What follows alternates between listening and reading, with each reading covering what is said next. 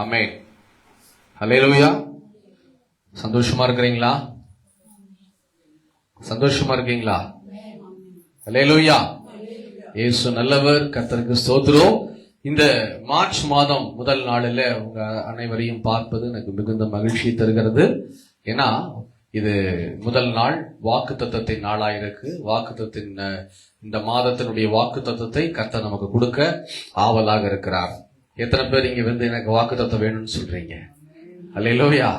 கர்த்தருக்கு ஸ்தோத்திரம். 2026ல 2 மாதங்களை கர்த்தர் நம்மை கடக்க வைத்திருக்கிறார். 2 மாதங்களும் கர்த்தர் நம்மை பாதுகாத்து பலப்படுத்தி அழகாய் வழி நடத்தி இருக்கிறார். கர்த்தருக்கு ஸ்தோத்திரம். இந்த 3வது மாதத்திலையும் கர்த்தர் நமக்கு வாக்குத்தத்தத்தை கொடுத்து, ஆலோசனையை கொடுத்து, தரிசனத்தை கொடுத்து நம்மை நடத்த அவர் ஆவலாக இருக்கிறார். அதுதான் உண்மை. அப்படி இருக்கும்போது இயேசு இந்த மாதம் நமக்கு கொடுக்கிற வாக்குத்தத்தம் என்ன? இவ்வளவு நேரம் நல்லா நம்ம ஆராதித்தோம், தேவ சமூகத்துல அர்ப்பணித்து ஜெபித்திருக்கிறோம், தரிசனம் நிறைவேறணும்னு சொல்லி. அதே போல இப்போ நம்ம வார்த்தை கேட்க வந்திருக்கிறோம். இந்த லைவ்ல பார்க்கிறவர்களையும் இயேசு கிறிஸ்துவின் நாமத்தில் இந்த மார்ச் முதல் நாள் உங்களை அன்போடு கூட செஞ்சேரி ஜெப வீட்டின் சார்பாக வாழ்த்துகிறோம், வரவேற்கிறோம். கர்த்தர் உங்களை ஆசீர்வதிப்பாராக. சரி, இந்த நாள்ல கூட ஆண்டு நம்ம கொடுக்கிற வாக்குத்தத்த வசனம் என்ன அப்படின்னு சொல்லி நம்ம டைரக்டா டைம் வேஸ்ட் பண்ணாம தியானிக்கலாம். நீதிமொழிகளின் புஸ்தகம் 23ஆம் அதிகாரம் 18வது வசனத்தை நாம் வாசிக்க கேட்கலாம். நீதிமொழிகளின் புஸ்தகம் 23ஆம் அதிகாரம் 18வது வசனம். நிச்சயமாகவே முடிவு கொண்டு உன் நம்பிக்கை வீண் போகாது. இன்னைக்கு இயேசு உங்களை என்னையும் பார்த்து சொல்றாரு, என் மகனே, என் மகளே, நிச்சயமாகவே முடிவு உண்டு, உன் நம்பிக்கை வீண் போகாது. இன்னைக்கு நிறைய பேர் உங்க நம்பிக்கையோடு கூட வந்திருக்கலாம். நான் நம்பிக்கிட்டே இருக்கிறேன், ஜனவரி மாசத்திலிருந்து நான் ஜெபிக்கிறேன், பொருத்தனை பண்ணி ஜெபிக்கிறேன், கண்ணீர் வடிச்சு நான் ஜெபிக்கிறேன், ஏன் போன வருஷத்துல இருந்தே நான் காத்திருக்கிறேன், இன்னும் என்னுடைய காரியம் நிறைவேறலையே, நான் ஜெபிக்கிற காரியம் இன்னும் தாமதமாய் போய் கொண்டிருக்கேன் அப்படின்னு சொல்லி.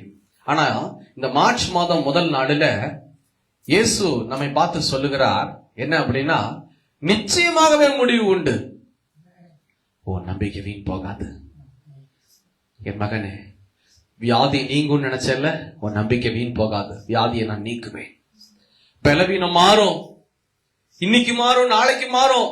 நான் மாத்திரையே எடுப்பது கிடையாது.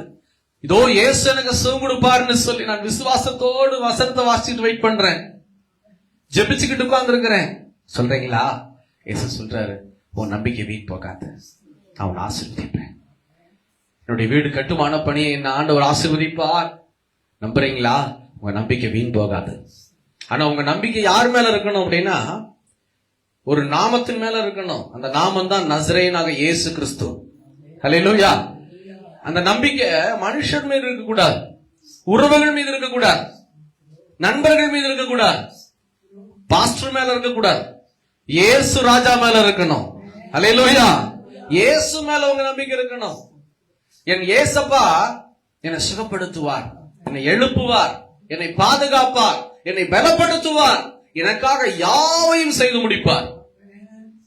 உங்க நம்பிக்கை இருக்கணும். என் கணவருக்காக நான் ஜெபிக்கிறேன், என் பிள்ளைகளுக்காக நான் ஜெபிக்கிறேன், இன்னும் ரட்சிப்புக்குள்ள வரல பாஸ்டர் அப்படின்னு சொல்லி காத்திருக்கிறீங்களா? ஆண்டவர் சொல்றாரு, உன் நம்பிக்கை வீண் போகாது. நம்முடைய நம்பிக்கையை தான் இந்த மாசம் ஆண்டவர் கேட்கிறார். ஹல்லேலூயா. நம்முடைய காசை காட்டும், நம்முடைய செல்வத்தையோ இல்ல பேரு புகழையோ, நம்மளுடைய ரத்தத்தையோ, நம்ம படுற பாடுகளை எல்லாம் ஆண்டவர் கேட்கல. இவ்வளவு தூரம் நடந்து வா, இதை செய்ய, அதை செய்ய, அப்படியே முட்டி போட்டு வா, நம்மளை வருத்தி கொள்ள இயேசு ஒருபோதும் நமக்கு சொல்லவே கிடையாது. இன்னைக்கு நான் ஒரு சில கிறிஸ்தவங்க தெரியாம வருத்திக்கிட்டு இருக்கிறாங்க. நான் சொல்றேன், இன்னைக்கு ஒரு சில கிறிஸ்தவர்களை தன்னைத்தானே வருத்தி கொண்டு இருக்கிறாங்க. ஆண்டவர் உபவாசம் இருக்க சொன்னாரே தவிர வேற எதுலையுமே கட்டளை இடல, இததான் இப்படிதான் செய்யணும். முழங்காலில் நின்று ஜெபிக்க சொன்னாரே தவிர முழங்காலிலேயே நடந்து வர சொல்லல. அல்லேலூயா. இன்னைக்கு நிறைய பேரு நான் வேண்டுதல் பண்றேன்ற பேர்ல விக்கிரகமா மாத்திக்கிட்டு இருக்கீங்க இயேசுவை. நான் பிள்ளைக்காக வேண்டுதல் பண்றேன், வியாதி நீங்கணும் வேண்டுதல் பண்றேன்னு சொல்லி முழங்காலிலேயே ஒரு சில பேர் தாய்மார்கள் என்ன பண்ணிடுறாங்க, படிக்கட்டெல்லாம் ஏறுறாங்க. எங்க போட்டிருக்கு பைபிள்ல? பைபிள்ல போடாத செஞ்சுட்டெல்லாம் ஆசீர்வாதம் எதிர்பார்க்க கூடாது. ஐயோ, நான் இவ்வளவு தூரம் பாடுபட்டனே, இயேசு என் பிள்ளைய சுகப்படுத்தல, இயேசு என் குடும்பத்தை சுகப்படுத்தல, எங்கம்மா எழுதி இருக்கு? முழங்கால நடந்துவான்னு போட்டிருக்குதா? உன் ஆசீர்வதிப்பு போடாதது நீ செஞ்சீங்கன்னா எப்படி தேவன் உன்னை ஆசீர்வதிப்பார்? என் தேவன் என்ன எழுதி கொடுத்திருக்கிறாரோ வெளிப்படுத்தல தெளிவா ஆண்டவர் சொல்றாரு, ஒன்னும் கூட்டாத ஒன்னும் குறையாது. வசனத்துல நம்ம ஒன்னும் கூட்டக்கூடாதோ ஒன்னும் குறைக்கவும் கூடாதோ. நம்ம வாழ்க்கை வசனத்தின்படி இருக்கணும். அதுதான் கிறிஸ்தவன். ஆண்டவர் சொல்றாரு, நீங்க பொட்டு வைக்காதனால இல்ல வேற எந்த காரியத்தையும் செய்யாததுனால கிறிஸ்தவங்க கிடையாது. வசனம் வாசிக்கிறீங்களா? வசனத்தின்படி உங்க வாழ்க்கை இருக்கா? நீங்க தான் கிறிஸ்தவங்க. நாம் தான் கிறிஸ்தவர்கள். ஏசப்பாவை பின்பற்றக்கூடியவங்க தான் கிறிஸ்தவங்க. சும்மா அந்த மதத்திலிருந்து இந்த மதம் வந்துட்டேன் அதெல்லாம் இல்லை. வசனத்தின்படி வாழ்ந்தா கிறிஸ்தவங்க. இன்னைக்கு நிறைய பேருடைய எண்ணம் என்ன எப்படி இருக்குன்னா, தன்னை வருத்தி கொண்டு நம்புகிறார்கள் இயேசுவை. சான்ஸே இல்லை, அதெல்லாம் இல்லை. ஹல்லேலூயா. இன்னும் நிறைய பேரு உடைய நம்பிக்கை எப்படி இருக்குன்னா, ஏதாவது ஒரு பிரச்சனை வந்ததுன்னா வெள்ளியிலேயே நாங்க செஞ்சு கொடுத்துட்றோம். ஒருத்தருக்கு கால்ல பயங்கரமான ஒரு காயம், சுகர் அந்த கால்ல பட்ட காயம் பெருசா மாறிடுச்சு. ஒரு அம்மாவுக்கு, வயது முதிர்ந்த தாயார், 60-70 இருக்கும். அவர் 55-60 இருக்குங்க, வயது நிரம்பிச்சு, பலவீனமா இருக்கிறாங்க. ஆரம்பத்துல இருந்து சுகர் இருந்ததுன்னா உடம்பு ரொம்ப இறங்கிடும். அந்த தாயார் சொல்றாங்க, நான் வீட்டுக்கு போயிருந்தேன் அவங்க வீட்டுக்கு ஜெபத்துக்கு. அவங்க சொன்னது, தம்பி நான் ஆண்டவர்கிட்ட ஜெபம் பண்ணிட்டே இருந்தேன், கர்த்தர் எனக்கு சுகத்தை கொடுத்துட்டாரு. பிஎஸ்ஜி ஹாஸ்பிட்டல் எல்லாம் போய் நான் சுகத்தை பார்த்தேன். பெரிய பணக்காரங்க தான், சுகம் ஆண்டவர் கொடுத்துட்டாரு. ஆனா ரொம்ப நாள் ஆச்சு. அந்த டைம்ல ஒரு பொருத்தனை பண்ணியிருந்தேன். என்னன்னா, அந்த அந்த கால் பாகம் இருக்கு இல்லையா, பாதம், அந்த கால் பாகம் இருக்குல்ல, இன்னும் இப்படிங்கிற உங்களுக்கு எப்படி புரிய வைக்கிறேன்னு தெரியல. அந்த முட்டி ஒண்ணு இருக்குல்ல கால்ல, 2 பக்கமும் அந்த கொலுசு போடுற அந்த பகுதியில இருந்து முழுசா நான் வெள்ளியில பண்ணி கொடுத்துட்றேன் அப்படின்னு. இப்ப இல்ல, இப்ப வெள்ளி ரேட் ஆகி போச்சு. நான் சொல்றது ஒரு வருஷத்துக்கு மேல இருக்கும். ஒரு வருஷத்துக்கு மேல, ஆமா, ஒரு வருஷத்துக்கு மேலேயே இருக்கும். வெள்ளியில நான் பண்ணி கொடுத்துட்றேன்னு வேண்டுதல் பண்ணியிருக்காங்களாம்.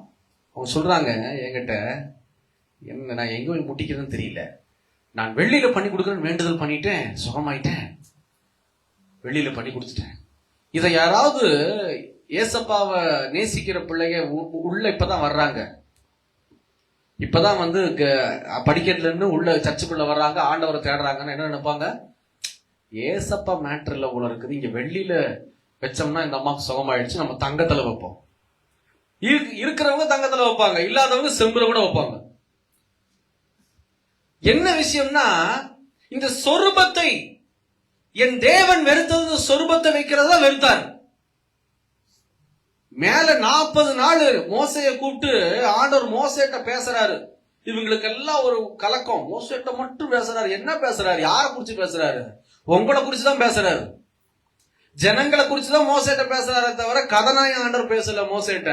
நல்லா இருக்குறியா மோசே, சாப்பிட்டியா மோசே, அப்படி கேட்கல. ஜனங்களை எப்படி நடத்தணும், எப்படி ஆலயத்தை உருவாக்கணும், அந்த ஆலயத்துல பிரகாரங்கள் எப்படி இருக்கணும், ஜனங்களை பரிசுத்தமா எப்படி நடத்துவது, எப்படி ஜனங்களுக்குள்ள எப்படி ஆசீர்வாதத்தை கொடுப்பது, பொருளாதாரத்துல எப்படி ஆசீர்வாதத்தை கொடுக்கிறது, ஆவிக்குறி வாழ்க்கையில் எப்படி ஆசீர்வாதத்தை கொடுக்கிறது அப்படின்னு சொல்லி கொடுக்கிறார் ஆண்டவர். இதையெல்லாம் தான் 40 நாள் அல்லும் பகலும் ஆண்டவர் காலையிலும் இரவும் பேசுறாரு. ஆனா இங்க இவங்க என்ன பண்ணிடுறாங்க, போன மோசே ஆளையே காணா, நாள் போயிட்டே இருக்குது. ஆரோனை தொந்தரவு பண்ணி எல்லாரும் என்ன பண்ணாங்க, கையில காதுல எல்லாம் இருக்கிறதெல்லாம் கழட்டி கொடுங்க, ஹல்லேலூயா, எல்லா காதுலையும் வாங்கி இடிச்சு குத்தி ஒரு சுரூபமா மாத்திட்டாங்க. என்ன சுரூபமா மாத்தினாங்க? கண்ணுக்குட்டி சுரூபத்தை மாத்தி அன்னைக்கு ஆரம்பிச்ச தொந்தரவு இன்னைக்கு வரைக்கும் போய்கிட்டு இருக்கு. ஹல்லேலூயா. தனக்காக ஒரு சொரூபத்தை ஏற்படுத்துகிற மனுஷனை தேவன் வெறுக்கிறார். என் ஆண்டவர் வார்த்தையா இருக்கிறார். சொல்றாரு, நான் வார்த்தையா இருக்கிறேன், இன்னைக்கு நிறைய வீட்டுல பார்த்தா அவருடைய புகைப்படம்ன்ற பேர்ல பெருசா மாட்டி இருப்பாங்க. அந்த வீட்டுல பார்த்தா பெருசா இருக்கும் ஏசப்பாவுடைய படம். நான் ஒண்ணு சொல்றேன், பிசாசு இதுக்கெல்லாம் வராம தயங்க மாட்டான், சட்டுன்னு உள்ள பூந்துருவான். ஏன்னா அந்த முகம் யார் முகம்னு தெரியாது. உண்மையிலேயே சொல்றேன், நீங்களும் நானும் ஒருவேளை இந்த புகைப்படத்தை நீங்கள் வைத்திருப்பீர்களானால் அந்த முகத்துக்கு சொந்தக்காரர் யாருன்னு உங்களுக்கு தெரியாது, எனக்கும் தெரியாது உண்மையிலேயே. ஆனா அதே இடத்துல ஒரு பெரிய வசனத்தை நீங்க மாட்டி பாருங்க, சேலஞ்ச் பண்றேன், அத எனக்கு சொல்ல முடியும். இந்த வார்த்தைக்கு சொந்தக்காரர் என் இயேசுதான். அவர் எழுதி கொடுத்திருக்கிறாரு, எழுதி வச்சிருக்க பைபிள்ல. நான் வார்த்தையா இருக்கிறேன். அந்த வார்த்தையை நீங்க முன்னாடி மாட்டி பாருங்க, வீட்டுக்குள்ள பிசாசு நுழைய முடியாது. அந்த வார்த்தையை நீங்க நம்பணும். சும்மா வெறுமையா மாட்டி விட்டுட்டு ரைட் ஓகே. ஒரு சில பேர் கண்ணாடி மாட்டி இருப்பாங்க முன்னாடி, இன்னொன்னு பார்த்தா பிசாசு அந்த கண்ணாடி பார்த்தா ஓடிருமா. அல்லேலூயா, ஆமென். வீட்டுக்கு முன்னாடி கண்ணாடி மாட்டி இருப்பாங்க. அந்த கண்ணாடி எதுக்கு, என்ன முன்னாடி கண்ணாடி மாட்டி இருக்கீங்க, சேவ் பண்றக்கா அப்படின்னா, சேவ் பண்ணிக்கலாங்க, 2 in 1ங்க. என்னங்க 2 in 1 3 in 1 அப்படின்னா, சேவும் பண்ணிக்கலாம், முகத்தையும் பார்த்து வெளியில போகும்போது அப்படியே கரெக்டா இருக்கான்னு பாத்துக்கலாம். முக்கியமானதுங்க, எந்த பேய் வந்தாலும் அந்த கண்ணாடியில அது முகத்தை பார்த்தா அதே ஓடிடும். அதுக்கே தெரியுது அவ்வளவு அசைக்கு பாருங்க. அப்ப என்ன அர்த்தம், உங்க காம்பவுண்டுக்குள்ள பேய் வரும், ஆனா வீட்டுக்குள்ள பேய் வராது, ஏன்னா கண்ணாடி இருக்கு. எப்பா இதெல்லாம் நீங்க நான் யோசிக்க கூடாதப்பா. ஆண்டவர் சொல்றாரு, உன் எல்லைக்குள்ளேயே பிசாசு வராது. நீ ஜெபிச்சு மகனே நீ நம்பிக்கையா இருந்தீங்கன்னா உன் நம்பிக்கை வீண் போகாது, உன் எல்லைக்குள்ளே வராது. பாம்பு இல்லாத இடமும் பிசாசு இல்லாத இடமும் கிடையவே கிடையாது. நேற்று கூட நான் அன்னூர் போயிட்டு வரும்போது, பல்லட ரோட்ல வரும்போது தூங்கிட்டா, நல்ல ஒரு 6 அடி நீள சர்ப்பம் ரோட்ல அசைஞ்சு பெருசு, நல்லா, அதாவது டயர் மேல ஏறி இறங்குனா, நான் ஒரு 50-60 போயிட்டு இருக்கிறேன், மினிமம் ஸ்பீட்ல போயிட்டு இருக்கிறேன். அந்த டயர் ஏறி இறங்கும் போது அந்த பம்ப் ஆகிறது தெரியும், ஸ்பீட் பிரேக்கர்ல குதிக்கிறது. அந்த சர்ப்பத்தின் மேல ஏத்தும் போது குதிக்குது. அவ பார்த்தா அது அவ்வளவு தடியா இருக்குது. அப்பதான் லாரி ஏறி போயிருக்க மாட்டிருக்கு, 2 லாரி இறந்துச்சு. அடுத்தது நம்ம காரு, இயேசுவின் ரத்தம் ஏத்துறா. அப்போ சாதாரணமா ஹைவேஸ்ல இது இருக்கு, காட்டுக்குள்ளே இருக்கு, ஹைவேஸ்ல இருக்கு. அதே மாதிரிதான் பிசாசு எல்லா பக்கமும் இருப்பான். நான் சொல்றேன், பிசாசு இல்லாத இடம் கிடையவே கிடையாது. ஆனா உங்க எல்லைக்குள்ள வரக்கூடாதுன்னா உங்க நம்பிக்கை இயேசு மேல இருக்கணும். உங்க நம்பிக்கை, என் நம்பிக்கை இந்த வார்த்தையின் மீது இருக்கணும். தயவு செய்து நான் உங்களுக்கு ஒன்று சொல்றேன் பிரியமானவர்களே, இந்த செய்தி கேட்கறீங்க லைவ்ல கூட, இந்த மாதிரி படங்களை மாட்டிருந்தீங்கன்னா கலட்டிருங்க. ஏன்னா இயேசு கிறிஸ்து தானான்னு சொல்லி ஒருத்தருக்கும் நிச்சயம் தெரியாது. இதுல உங்களுக்கு பிரயோஜனம் அல்ல. தயவு செய்து நீங்க அதுக்கு சென்டிமெண்டா எமோஷனலா சொரூபத்துக்கு மட்டும் இடம் கொடுத்துறாதீங்க. இது ஆண்டவர் வெறுக்கிற ஒரு காரியம். இன்னைக்கு நிறைய பேரு ஐயா தூய பவுல் ஆலயம்னு சொல்லிட்டு தேவதூதர்களை வணங்கி கொண்டு இருக்கிறாங்க, சுரூபத்தை வணங்கி கொண்டு இருக்கிறாங்க, இன்னும் அறியாமையில் இருக்கிறாங்க ஜனங்க. இது தவறு. எங்கேயுமே என் ஆண்டவர் சுரூபத்தை வணங்க சொல்லி எழுதல. எங்க எழுதி போட்டிருக்கு? அடையாளம் எங்க இருக்குது? அடையாளத்தை கொடுங்கன்னு கேட்கவே மாட்டாங்க, விதண்டாவாதம் பேசுவாங்க. இங்க வார்த்தையா இருக்கிறேன்னு ஆண்டவர் சொல்றேன். அப்போ என்ன செய்யணும், உங்க வீட்டுல அதை கழட்டிட்டு வசனத்தை பெருசா வாங்கி போட்டுங்க.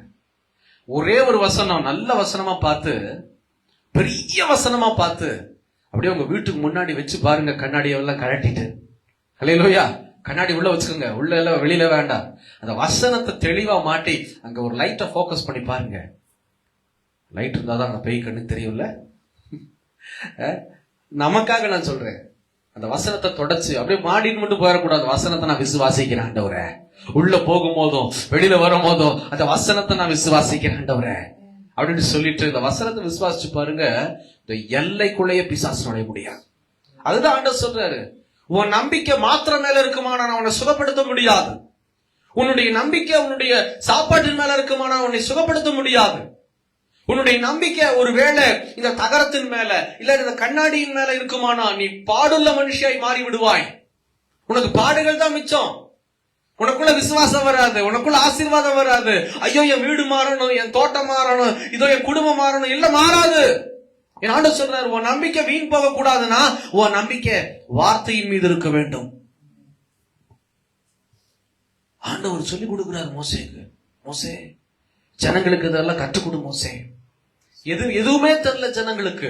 எப்படி ஆண்டவர்கிட்ட ஆசீர்வாதத்தை வாங்குறது அப்படிங்கிறத மோசேக்கு ஆண்டவர் ஜனங்களுக்கு போதிக்க கற்றுக் கொடுக்கிறார். எப்படி வாங்கணும், எதையாவது நம்ம ஆண்டவருக்கு கொடுத்தாதான் வாங்க முடியும். ஆண்டவர் சொல்றாரு, முதல்ல உன் நம்பிக்கையை கொடு, நம்பிக்கையை கொடு. இன்னைக்கு இந்த நம்பிக்கையை தாங்க நம்மளால கொடுக்க முடியல. ஆமென். எங்கேயாச்சும் யாராவது கவுன்சிலிங் செஷன் வச்சு 1 மணி நேரத்துக்கு 500 ரூபா, அங்க போனா சரியாகுதாமா? அப்படியா? அங்க போனா எல்லாமே வந்து சொல்லிடுறாங்களாம். எல்லாம் தெரிஞ்சுட்டு என்ன பண்ண போறீங்க? ஒரு மனுஷனுக்கு தெரியாத வரைக்கும் தான் பிரச்சனை இல்லை. அல்லேலூயா. எங்க பிசாசு நிக்குது உங்க கண்ணில் பார்த்துட்டீங்கன்னா நடுங்கிடுவீங்க. ஆமென். உண்மையிலேயே நான் சொல்றேன், கண்கள் திறக்கப்படாத வரைக்கும் தான் நீங்க தப்பிச்சீங்க. கண்கள் திறக்கப்பட்ட பான் வந்து நின்னுச்சுன்னா, இல்ல அங்க இருக்குதுன்னா, ஓடுறா, இந்த பக்கமே வராத. ஆண்டவர் அதனாலதான் காமிக்க மாட்டேங்கிறார். ஒரு சில பேர்த்துக்கு யாருக்கு காமிப்பாருன்னா, எதிர்த்து நிக்கிறவங்களுக்கு ஆண்டவர் காமிப்பாரு. வராட்டியாடி இயேசுவின் நாமத்தினால. நம்ம போனாலும் அது இருக்காது. அதுதான் விஷயம். அதை பத்தி நமக்கு தெரிய மாட்டேங்குது. கர்த்தருடைய பிள்ளைங்க கடந்து போகும்போது அதனால நிக்க முடியாது. நிச்சயமாகவே முடிவு உண்டு. உங்க நம்பிக்கை வீண் போகாது. தயவு செய்து இன்னைக்கு நான் சொல்றேன், ஆண்டவர்கிட்ட எப்படியெல்லாம் ஆசீர்வாதம் வாங்கலாம்னு பார்க்கணுமே தவிர, இந்த உலகத்துல நடக்கக்கூடிய காரியத்தை கேட்டு கேட்டு கேட்டு இதெல்லாம் நடந்தா நம்ம செய்யலாமான்னு நம்பிக்கை நீங்க வச்சீங்கன்னா, இந்த மாசம் நான் சொல்றேன், இந்த மாதம் மட்டும் இல்லை, நீ வரக்கூடிய நாட்களிலும் ஆண்டவர் நம்மை ஆசீர்வதிக்க முடியாது. புரிஞ்சுக்குங்க. அதுல யோவான் எழுதின சுவிசேஷம் 11ஆம் அதிகாரம் 21வது வசனத்தை நாம் வாசிக்க கேட்கலாம். யோவான் 11ஆம் அதிகாரம் 21வது வசனம்.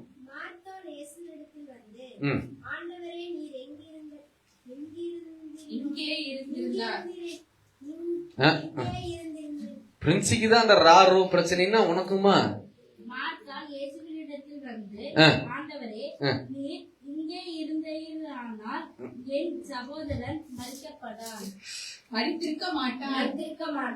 ஸ்தோத்திர ராஜா ஏசப்பா, எங்க பிள்ளைங்க நாவை தொடுமாண்டவரே. 3 பிள்ளைகள் டர்ரு இருக்குதுங்க. சரி,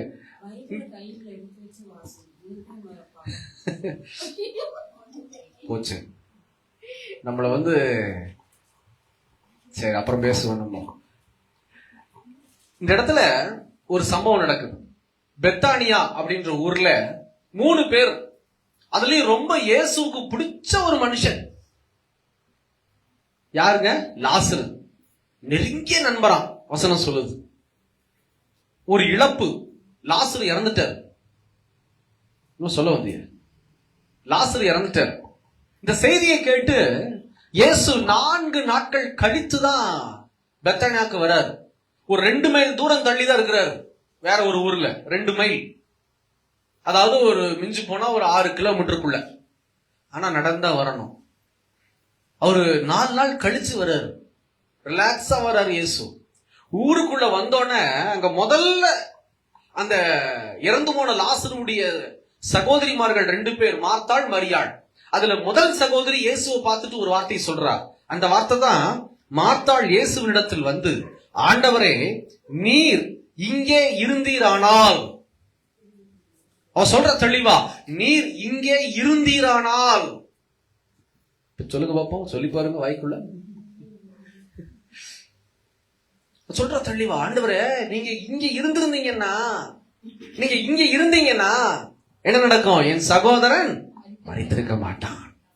அப்ப நம்பிக்கை எப்படி இருக்கு பாத்தீங்களா?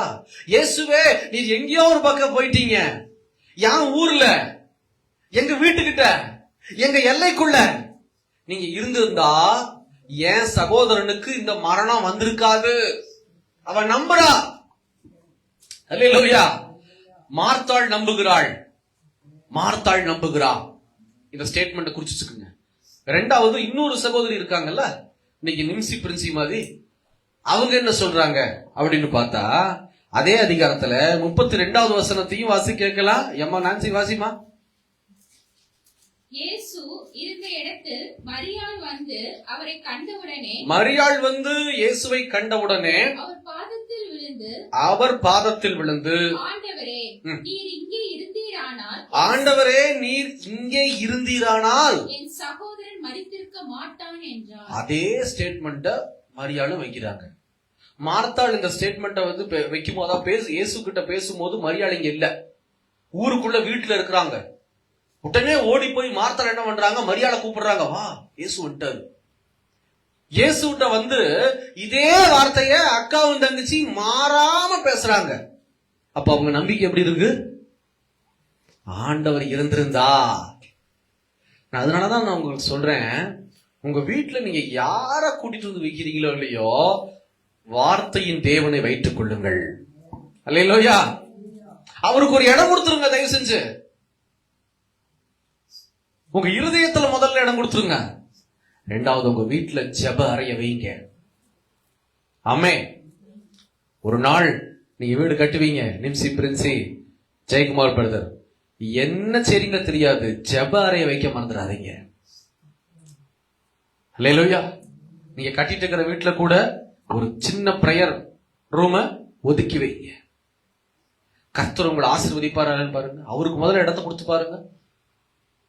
அதுதான் அவங்க சொல்றாங்க. 2 பேரும் சகோதரிமார்கள் தெளிவா பேசுறாங்க. ஆண்டவரே நீங்க இங்க இருந்திருந்தா என்னுடைய சகோதரன், என்னுடைய தம்பி மரிச்சிருக்க மாட்டான், என் கூட பிறந்தவன் என்னை விட்டுட்டு போயிருக்க மாட்டான். இன்னைக்கு அவனை அடக்கம் பண்ணிட்டோம் ஆண்டவரே, இன்னைக்கு நாங்க அடக்கம் பண்ணிட்டோம். அவளுடைய நம்பிக்கை பயங்கரமா இருக்குது. இந்த வார்த்தையில அந்த நம்பிக்கையை பார்க்கிறோம். மாத்தாள் சொல்லியாச்சு, மரியாள் இந்த வார்த்தையை சொல்லிட்டா. இந்த வார்த்தையை சொன்னதுக்கு அப்புறம் இயேசுவுக்கு என்ன நடக்குதுன்னு மட்டும் பாருங்க. 33வது வசனத்தை வாசி கேட்கலாம். அவள் அழுகிறதையும் அவளோட கூட வந்த யூதர்கள் அழுகிறதையும் இயேசு கண்டபோது ஆவியிலே கலங்கி துயரமடைந்து அவனை எங்கே வைத்தீர்கள் என்றார். லாசருவை எங்கே வைத்தீர்கள் என்றார். ஆண்டவரை வந்து பாரும் என்றார்கள். இயேசு கண்ணீர் விட்டார். அல்லேலூயா. இயேசுவை கண்ணீர் விட வைத்தது யாருங்க? அவங்க கண்ணீர் வடிச்சதுக்கெல்லாம் இவர் கண்ணீர் வடிக்கல. அந்த வார்த்தை அவரை துயரப்படுத்தியது. இடையில அவங்க கண்ணீர் வடிச்சாங்க, இல்லைன்னா சொல்லல. ஆனா அவங்க என்ன சொல்றாங்கன்னா, நீங்க இருந்திருந்தீங்கன்னா ஆண்டவரே நாங்க என்ன செஞ்சிருப்போம், பிழைச்சிருப்போம். புரியுதுங்களா? அந்த எமோஷனலான டாக் புரியுதா உங்களுக்கு? இங்க மரியாள் இப்படி பேசுறாங்க, மார்த்தாள் இன்னும் கொஞ்சம் ஆழமா அந்த வார்த்தையை பாருங்க. அதே 11ஆம் அதிகாரத்துல 22வது வசனத்தை வாசிக்க கேட்கலாம். இப்பொழுதும் நீர் தேவனிடத்தில் கேட்டுக்கொள்வது எதுவோ அதை தேவன் உமக்கு தந்தருளுவார் என்று நான் அறிந்திருக்கிறேன். அவ சொல்றா, என்னங்க நம்ம வார்த்தை பேசுறோம், நடக்காது, ஆகாது, சேராது, போகாது, அதெல்லாம் கஷ்டம். இந்த ஆவிய முதல்ல அடிச்சு விரட்டுங்க எல்லையிலிருந்து. அல்லேலூயா. நான் இன்னைக்கு 1ஆம் தேதி நான் உங்களுக்கு ஒன்று சொல்றேன், ஆலோசனை கேட்கறீங்களா இல்லையா எல்லாரும்? ஆமென். இங்க குஜராத்துக்கு வந்த மாதிரியே எனக்கு ஒரு ஃபீல், ராஜஸ்தானி டக்கு டக்குன்னு பார்க்கும்போது எங்கேயோ நம்ம சபை மாறி வந்துட்டோம் போல் இருக்கேன்னு. சரி, ஸ்தோத்திர ராஜா. பாருங்க, தயவு செஞ்சு நீங்க வசிக்கிற பகுதி, நீங்க வேலை செய்யற பகுதி, நீங்க படிக்கிற பகுதி எல்லாம் இருக்குல்ல, அந்த சரௌண்டிங்ல இந்த நெகட்டிவா பேசுவாங்க. அதெல்லாம் ஆகாது, அதெல்லாம் ஆகும்போது பாத்துக்கலாம். 1,00,000 பேர் எழுதுறாங்களா எக்ஸாம், உனக்கு கிடைச்சிருமா டீச்சர் ட்ரைனிங்ல? போப்பா, அவனை மூலம் அடிச்சு வரட்டுங்க. 1,00,000 பேர் இருந்தாலும் சரி, கோடி பேர் இருந்தாலும் சரி, எனக்கு குறிச்சிருந்தாருன்னா ஆண்டவர் எனக்கு கொடுத்துருவாரு. அல்லேலூயா. எவ்வளவு தாமதமானாலும் எனக்கு குறிச்சிருக்க நாள் இல்ல, எனக்கு குறித்திருக்கிற வேலையில என் ஏசப்பா எனக்கு தான் தருவாரே தவிர வேற யாருக்கும் தர மாட்டாரு. எனக்குன்னு வச்சிருக்கிறத என் ஆண்டவர் என் கையில கொடுக்காம விட மாட்டாரு, வேற யாருக்கும் கொடுக்க மாட்டாரு. நீங்க உங்க நம்பிக்கை அப்படி இருக்கணும். இங்க என்ன வார்த்தை அவங்க பேசுறாங்க? 2 சகோதரிகளும் சொல்லி வச்ச மாதிரி. மார்த்தாள் பேசும்போது மரியாள் இல்ல, மரியாள் பேசும்போது மார்த்தா இருக்கிறா. ஆனா மார்த்தா தான் முதல்ல பேசுறா வார்த்தை, நீர் இங்க இருந்துறானோ. விசுவாச வார்த்தை எங்க கிறிஸ்தவங்களுக்கு? ஆண்டவர் சொல்றாரு, உன் நம்பிக்கை வீண் போக கூடாதுன்னா உன்னுடைய வாயின் வார்த்தைகள் விசுவாசமா இருக்க வேண்டும். ஜெபிக்கும் போத, ஆண்டவரே ஏசப்பா நீ சுகம் கொடுக்க வல்லமை உள்ளவரப்பா. 3 நாள்ல நான் டாக்டரை போய் பார்க்க போனோம், அந்த 3ஆவது நாள்ல எனக்கு விடுதலை ஆயிரம் ஆண்டவரே. ஏன் இப்ப விடுதலை கொடுத்தா வாங்க மாட்டீங்களா? புரியுதுங்களா? 3 நாள்ல டாக்டரை பார்க்க போனோம். ஒரு அம்மா ஜெபம் பண்றாங்க, 3ஆவது நாளில் என் தேவன் விடுதலை செய்வீராக. ஆண்டவர் இப்பவே நான் விடுதலை தரேன், வேணான்னு சொல்றியா நீ? இன்னும் 2 நாள் கஷ்டப்படுறியா வியாதியில? இன்னும் காய்ச்சல்ல 2 நாள் படுத்து படுக்க இருக்கிறீங்களா? இப்பவே கேளுங்க விடுதலை. என் ஆண்டவர் கொடுக்க வல்லமை உள்ளவர். ஆண்டவர் சொல்றாரு, உன் நம்பிக்கையின் அளவே உனக்கு அளக்கப்படும். இன்னைக்கு நீங்க நம்புகிற அளவு தாங்க நீங்க ஆசீர்வதிக்கப்படுவீங்க. நீங்க நம்பணும் ஆண்டவரை. அதுதான் ஆண்டவர் சொல்றாரு, நீ நம்பி நீ காரியத்தை செய்ய, வார்த்தையின்படி நீ செய்ய, நான் உன்னை ஆசீர்வதிப்பேன். என்னைக்குமே நான் ஒரு காரியம் செய்யும் போது இந்த வார்த்தை இங்க இருக்கான்னு பார்ப்பேன் வசனத்துல. எனக்கு ஆண்டவர் கற்றுக் கொடுத்த என்ன தெரியுமா? ஒரு வசனம் இருக்கு 2 கொரிந்தியர்ல, உன்னிடத்துல என்ன இருக்கோ அதை வைத்து நீ நிறைவேற்றிக் கொள்ளுதல் உனக்கு வேணும் அப்படின்னு. அப்ப என்ன அர்த்தம்னா, நம்ம கையில என்ன இருக்கோ அதன்படிதான் நம்ம வாழணும். நீ வெளியிலிருந்து எதையும் கொண்டு வந்துடாத. நல்லா பாருங்க, காணா ஒரு திருமண வீட்டுல அற்புதம் அதிசயம் நடந்துச்சு. இயேசு செய்தார், ஓகே. ஆனா அங்க என்ன காலியா இருந்துச்சு?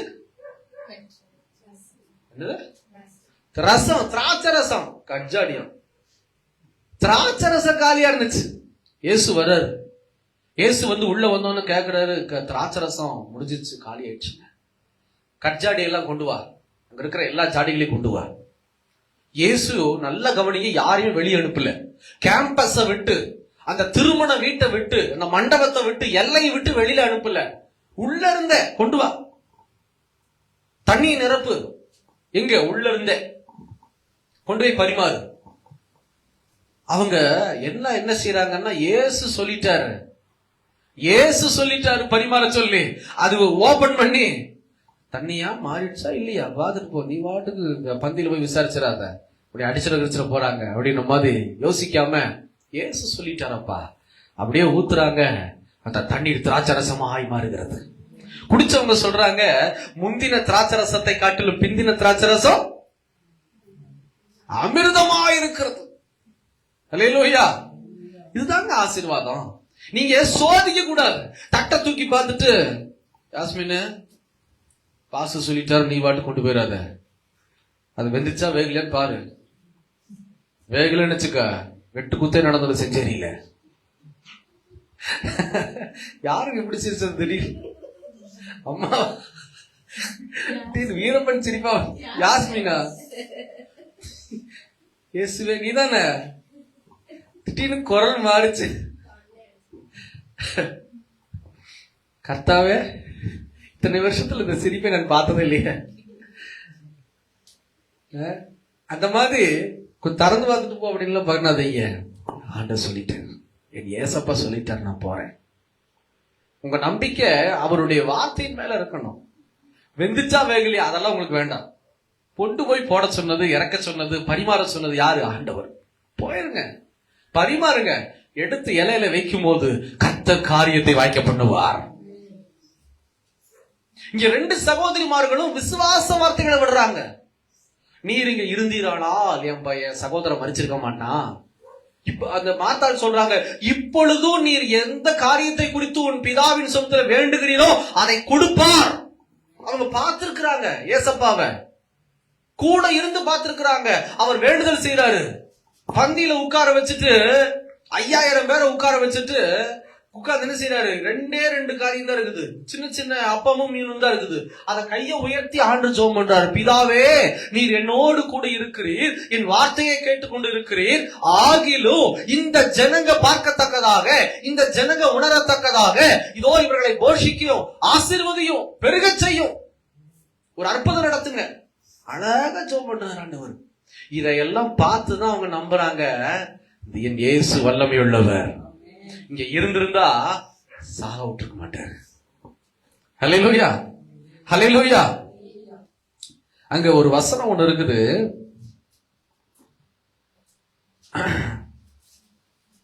அங்க ஊர் ஜனங்கள்லாம் இந்த வார்த்தையை சொல்லுவாங்க. 36 அதே பகுதியில 36, 37 வாசி கேட்கலாம். 11ஆம் அதிகாரம், யோவான் 11ஆம் அதிகாரத்துல 36, 37. அப்பொழுது யூதர்கள், இதோ இவர் அவனை எவ்வளவாய் சிநேகித்தார் என்றார்கள். அவர்களில் சிலர் குருடனுடைய கண்களை திறந்த இவர், யாரோ ஒருத்தர் சொல்றாங்க, இயேசு குருடனுடைய கண்களை திறந்த இவர் இவனை சாகாமல் இருக்க பண்ணவும் கூடாதா என்றார். இவனை சாகாமல் இருக்கவும் பண்ணக்கூடாதா? இதுதாங்க ஒரு ஆசீர்வாதம் உள்ள சாட்சி நிறைந்த வார்த்தை. மார்த்தாளையும் மரியாதை சுத்தி இருக்கிறவங்க சொல்றாங்க, குருடனுடைய கண்ணை திறந்தாரு, இவனை விட்டுருவாரா? இவனை சாகாம இருக்க பண்ணிருக்கலாமே. என்ன அர்த்தம்னா, இவர் இருந்திருந்தா ஆயிருக்கும். அங்க மேட்டரே அதுதான். இன்னைக்கு உங்க வீட்டுல ஆசீர்வாதம் வேணும்னா இயேசு இருக்கணும். இன்னைக்கு உங்களுடைய எல்லை ஆசீர்வதிக்கப்படணும்னா இயேசு அங்க இருக்கணும். சொல்ல முடியுமா, என் இயேசு என் வீட்டுல இருக்கிறார்? சொல்ல முடியுமா? சொல்லணும். ஆண்டவர் கூட இருக்கிறாரு. ஜெபிக்கணும். அதுதான் நான் சொல்றேன், நீங்க தினந்தோறும் ஜெபிக்கணும். ஜெபிக்கிற வீட்டுக்குள்ள ஏசப்பா இருப்பாரு. ஹல்லேலூயா. ஏன்னா வசனத்துல ஆண்டவர் எழுதி வைத்திருக்கிறாரு, இதோ என்னை உயர்த்துகிற எந்த ஸ்தானத்திலும் நான் வந்து உன்னை ஆசீர்வதிப்பேன். பாஸ்டர் வராரோ இல்லையோ, இன்னைக்கு எல்லாம் ஒரு ஊழியக்காரங்களை கூப்பிடுறதுக்கு அப்பாயின்மெண்ட் பிக்ஸ் பண்ணி, ஹல்லேலூயா, சொல்லவா வேண்டாம், நிறைய காரியம் இருக்குது. உண்மை அதுதான், எல்லாருக்கும் தெரிஞ்ச ஒரு விஷயம் தான். ஹோட்டல புக் பண்ணி கொடுக்கணும், 214 டிக்கெட் புக் பண்ணி தரணும், காணிக்கை கொடுக்கணும். கிட்டத்தட்ட 50,000 ரூபாய்க்கு மேலதான் இப்ப எல்லாம். மீட்டிங்க்கு ஏற்ற மாதிரி அந்த 3 நாளா 2 நாளா 1 நாளா அந்த நாளுக்கு ஏற்ற மாதிரி நம்ம செய்யணும். பெரிய பிரபலமான ஒரு சில ஊழியக்காரங்க வரும்போது இதை ஒரு சில பேர் டிமாண்ட் பண்றாங்க, ஒரு சில பேருக்கு கர்த்தர் கொடுக்க செய்கிறார். அவ்வளவு 2 வகை இருக்கு. சரி, அது நமக்கு வேண்டாம். ஆனா ஏன் இது டீப்பா சொல்றேன்னா, ஒரு ஊழியக்காரரை கூப்பிடுவதற்கு கூட நீங்க செலவழிக்கணும். நீங்க உங்க ரூமை ஒதுக்கி தரணும், கிளீன் பண்ணணும், சாப்பாடெல்லாம் வைக்கணும். ஆனா ஏசப்பாவை கூப்பிடுறதுக்கு நீங்க செலவே பண்ண வேண்டாம். ஹல்லேலூயா. என்ன இவ அங்க திரும்பி உட்கார்ந்திருக்கா? ஓ, ஏசப்பாவை கூப்பிடுறதுக்கு நீங்க அப்பாயின்மெண்ட் கேட்க வேண்டாம். பாஸ்டர் ஃப்ரீயா இருக்கிறாரா, பிஏக்கு போன் பண்ணி பிஷப் ஃப்ரீயா இருக்கிறாங்களா, பிஷப் ஐயாவை பார்க்கணும், அப்படியெல்லாம் இல்ல. Direct contact. என் ஆண்டவர் சொல்றாரு, என்னைக்கு சிலுவையில என் ஆண்டவராக இயேசு இதோ மரித்து ரத்தம் சொட்ட சொட்ட இறங்கினதோ, ஆண்டவருடைய காரியம் வருது. என்னன்னா, திரைச்சலை கீழிருந்து மேல கிழிக்கப்பட்டது. திரைச்சிலை, அதாவது இதுதான் திரைச்சிலை. இதுக்கு மேல யாரும் வரக்கூடாது, தெரியுங்களா? இது பலிபீடம், பரிசுத்த பலிபீடம். இந்த இந்த இந்த இடத்தை தாண்டி ஒருத்தரும் இங்க வரக்கூடாது. இது யார் உள்ள வரலாம் அப்படின்னா, அங்க ஆசாரியன், இந்த சபையினுடைய பொறுப்பா இருக்கிற ஊழியம் செய்கிற தேவ மனுஷன் மட்டும்தான் இதுக்குள்ள வந்து நிக்க முடியும், நடக்க முடியும். இதுக்கு மேல ஆண்டு சொல்றாரு, உள்ள யாரும் வரக்கூடாது, வந்தா செத்துருவாங்க. எழுதி இருக்குது, உண்மைதான் சொல்றா பயந்துட்டு. பழைய ஏற்பாட்டுல ஆரோன் கர்த்தரால தெரிந்து கொள்ளப்பட்ட ஒரு ஆசாரியன். ஆரோன் வந்து என்ன செய்யறாரு, குறுக்க மக்கள் நடந்துட்டு இருக்கிறாரு பலிபீடத்தின் பக்கம். மோசேட்ட ஆண்டவர் சொல்றாரு, ஆரோன்ட்ட சொல்லி வை, என்ன பலிபீடத்தை தாண்ட வேணாம்னு சொல்லி வை. ஆரோனுக்கே அந்த நிலைமை. ஆனா இயேசு என்ன செய்யறாரு தெரியுமா, திரைச்சலை 2ஆ கிழிச்சு. இதுக்கு என்ன அர்த்தம் தெரியுங்களா? இந்த இடத்தின் மேல ஒரு காரியம் இல்ல. ஜனங்க வந்து ஆசாரியன்ட்ட வந்து சொல்லுவாங்களாம், என்ன சொல்லுவாங்களா, ஒரு நிலம் வாங்கலான்னு இருக்கிறேன், ஒரு வீடு வாங்கலான்னு இருக்கேன், இல்ல என் பையனுக்கு இந்த பிள்ளைய பார்க்கலான்னு இருக்கிறேன், ஆண்டவர் எந்த நாளை கொடுக்கிறார், ஆண்டவருக்கு இது ஓகேவான்னு கேட்டு சொல்லுங்கன்னு போதகர்கிட்ட சொல்லுவாங்களாம், ஆசாரியன்ட்ட. அல்லேலூயா. அவர் என்ன செய்வாராம், கேட்டுட்டு அப்படியே அந்த திரைச்சீலை ஃபுல்லா மூடி இருக்கும், அவர் ஓப்பனே பண்ண மாட்டாரு, ஃபுல்லா மூடி விட்டு உள்ள போயிருவார். உள்ள போய் பல மணி நேரம் ஜெபிப்பாராம். 2 நாள் 3 நாள் எவ்வளவு நாள் ஆகலாம். ஜெபம் பண்ணி ஆண்டவர் என்ன சொல்றாரோ அதை கேட்டுட்டு வெளியில சொல்லுவாராம், இல்ல இந்த பையன் வேண்டாம், இந்த பிள்ளை வேண்டாம், இல்ல இந்த பையன் தான், இந்த பிள்ளை தான், இந்த இடம் தான் ஓகே இல்ல, ஓகே இல்ல. அதை சொல்றதுக்கு அவங்க காத்திருப்பாங்களாம் ஜனங்க. என்ன அததான் ஆண்டருக்கு பிரிச்சார். என்னன்னா, நீ ஆசாரியன்ட்ட கேட்டு செய்ய வேண்டாம், நீ எங்க முழங்கால் போட நான் வந்துருவேன். இதைதான் திரைச்சீலை கிழிக்கப்பட்ட சம்பவம். ஆண்டவர் சொல்றாரு, நீ எந்த ஸ்தானத்துல நீ இயேசுன்னு கூப்பிட்டாலும் நான் வந்துருவேன். அப்போ உங்க வீட்டுல, உங்க வியாபார கூடத்துல, உங்க வேலை ஸ்தலத்துல நீங்க என்ன செய்யலாம், முழங்கால் போடணும் கூட அவசியம் இல்லை. வேலையில அத்தனை பேர் இருக்கும் போது கண்ணை மூடி ஏசப்பா உள்ளத்தின் ஆழத்திலிருந்து நம்பிக்கையா கூப்பிட்டு பாருங்க. உங்க நம்பிக்கை வீண் போகாது, அவர் ஓடி வந்து விடுவார். அல்லேலூயா. இன்னைக்கு லாசருவை ஆண்டவர் உயிரோடு எழுப்பின கதை நமக்கு தெரியும் இல்லையா? கல்ல புரட்டி போடுனாரு, லாசருவேன்னாரு, அந்த பிணம் அப்படியே கட்டப்பட்டிருக்க பிணம் அப்படியே வெளியில வருது, அப்படியே வெளியில நிக்குது. அத்தனை பேருக்கு ஒரு ஆச்சரியம். ஆனா இது எதனால உண்டாச்சுன்னா, அந்த சகோதரிமார்கள் நம்பினார்கள், நம்பினாங்க. அப்பவும் கொஞ்சம் கொஞ்சம் நம்பிக்கை லைட்டா தளருச்சு, அது நமக்கு வேண்டாம். ஆனா அவங்க விசுவாச வார்த்தையை வைத்தாங்க. நீங்க இங்க இருந்தா ஆயிருக்காது ஆண்டவரே, இந்த மாதிரி மரணம் வந்திருக்காது ஆண்டவரே.